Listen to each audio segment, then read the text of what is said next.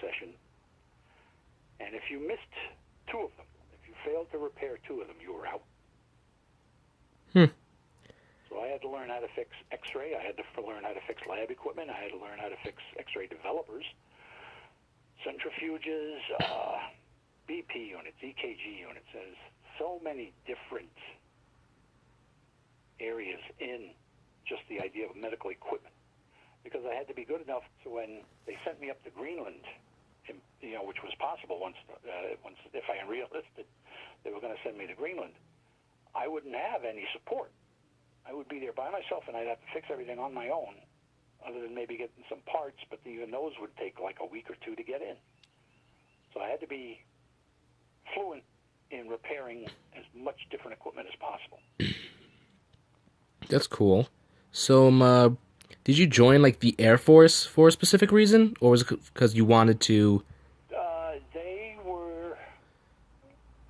They offered me the best jobs, so to speak. Okay. They told me, because of my ASVABs, as they call them, they were the Armed Services Vocational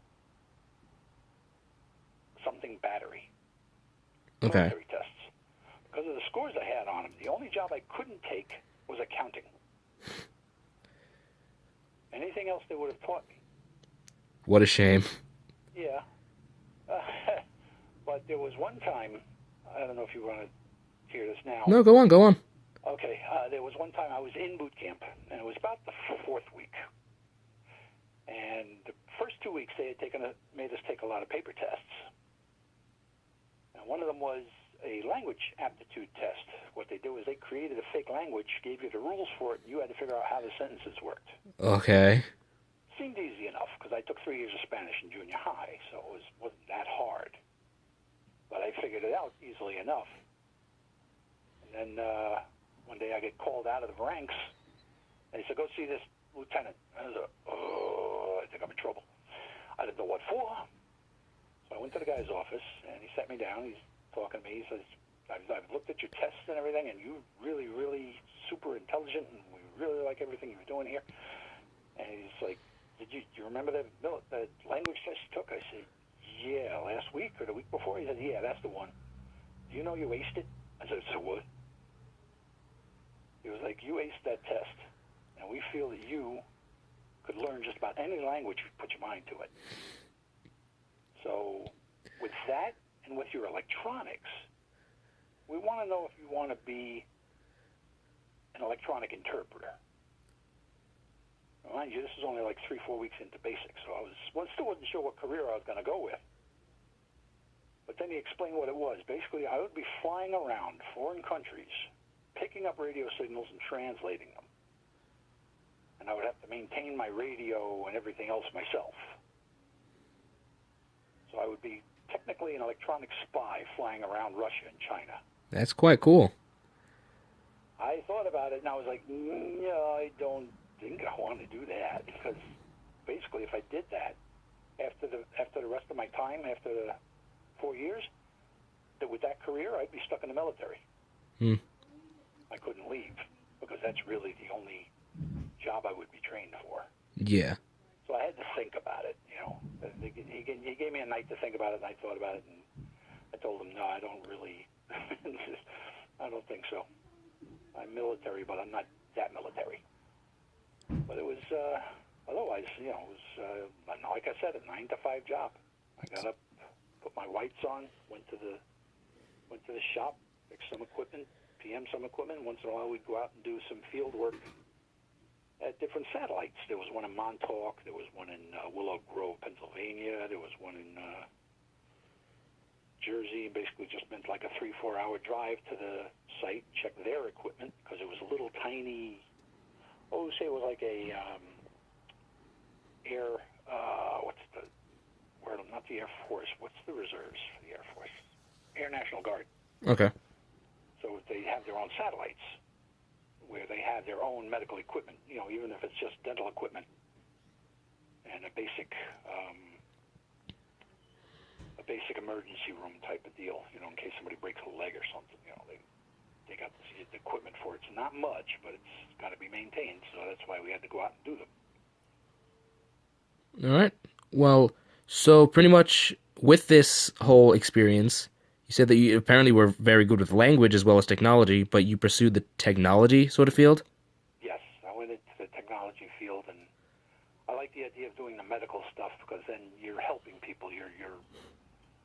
You're helping keep people alive. You're helping keep people, helping heal people. You know, it was a helping situation for me as well as the technical part of it. You know, learning this equipment that might someday save a president's life or even dad's life or grandpa's life. You know, that kind of thing. Just fixing equipment that was going to keep somebody alive. That's great.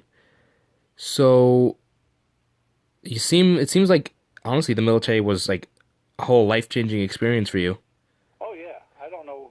For all I know, I would have been a garage mechanic because Dad had taken me, taken me part time to the garage, and I knew a lot about cars.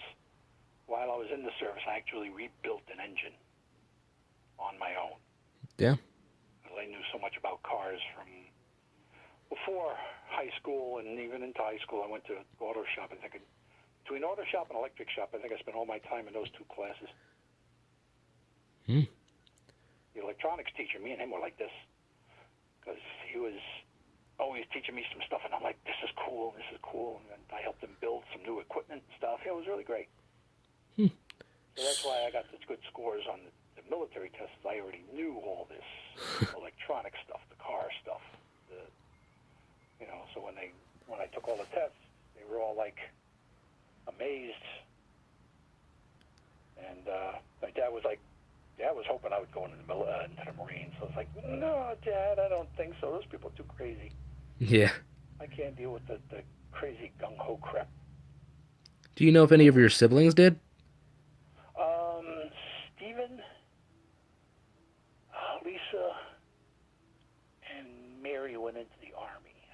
Okay. I don't think their scores were good enough that they could get a real good job in the Air Force, and I think the Army offered them the best thing. Lisa learned how to do telephone and other things like that. Okay. Stephen was a garage military truck jockey, fixing Okay. military trucks and stuff like that. I'm not sure what Mary learned, or if it was Arlene. Might have been Arlene. I'm not sure. All right. So this was a long time ago, but you seem to still like remember everything quite vividly. Oh yeah, I remember it real well. I mean, I remember the training classes. I remember the one unit. There was only one unit out of the 52 that I missed the first repair time, but I got it on the second one, and after that it was no problem. I still remember that one, that one machine. I remember it in my head.